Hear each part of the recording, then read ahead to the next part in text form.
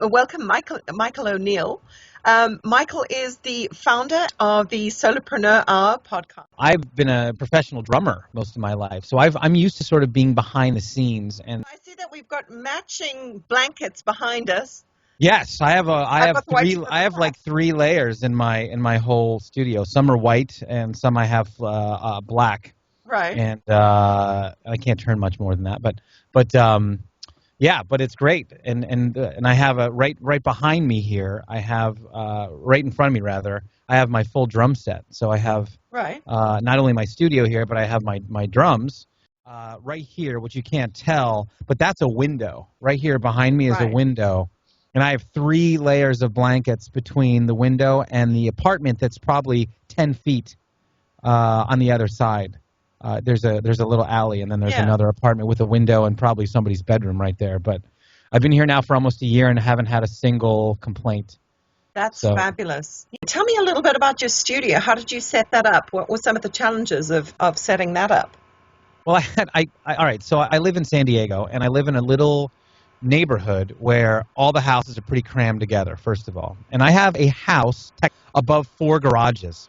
And behind me to right over there, there's an alley, and there's, 1, 2, 3, 4 apartment buildings right there with people's bedrooms. Mm-hmm. And then right behind me, I almost knocked my computer right off. That would have been really a drag. Right behind me is about 10 feet away, an entire row of apartment buildings. And then right out my front door, there's 2 more little houses. And then on this side, there's 10 feet. So and it's an alley, so everything's reflective. It's all hard buildings all the way down the row. So, and like I said, I'm a drummer, so I wanted to be able to play. This is hardwood floors and a box, so this literally couldn't be worse for. Yeah, and by the way, 100 years old, so no ceiling on the windows. Really old. And all the doors have 2 inches at the bottom, so it couldn't be a less sealed room. And when I started, my brother's been in audio for a long time, and I set up 3 gobos, which are these big sound-absorbing panels.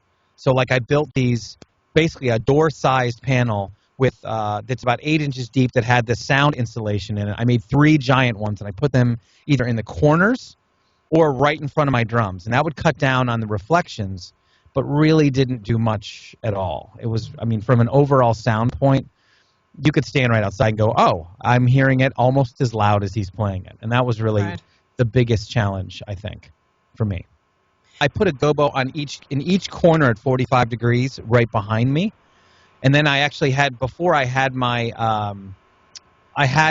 desk shifted, so one was directly behind me. And that was all I had. I said, what I would always think, what would a pro do in a studio? How could I set this thing up like an actual studio would be?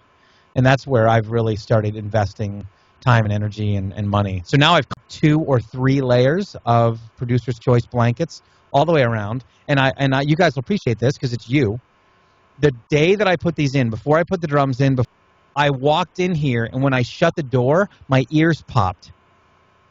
The SPL of the room was so low. Right.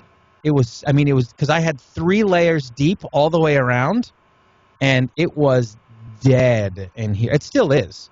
But now that I've put the drums in, they're hollow, and I've got cymbals, I've got a bookshelf, so it's a little more active.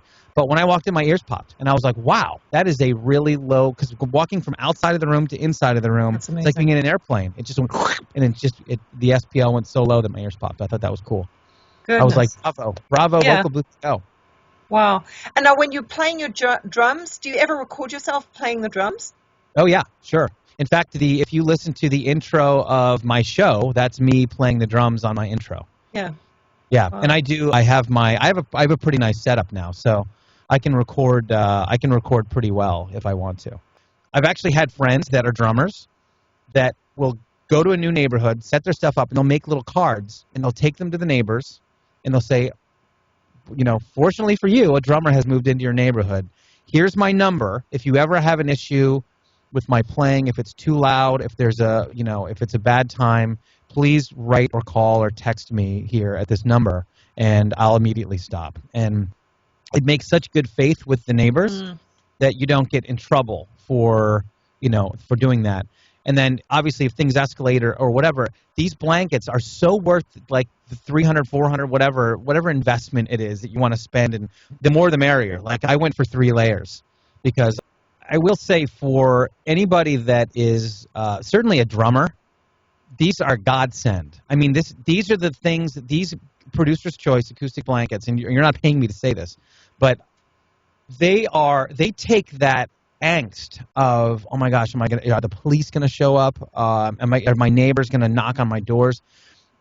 Because I wanted to be sure that no one would ever worry about it. But they're so good and they're so different than just having like a packing blanket, like a moving blanket. Because they were especially actually developed with their filling.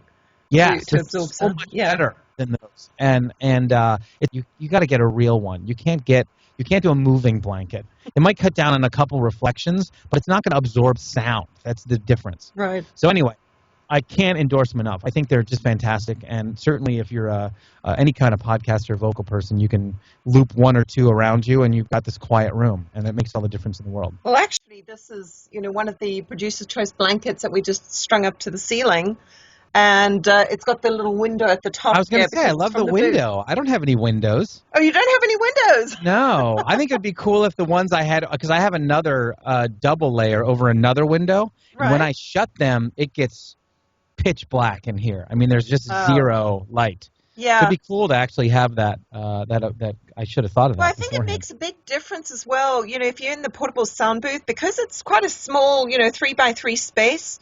If you're feeling claustrophobic at all, it definitely helps to have that, view out.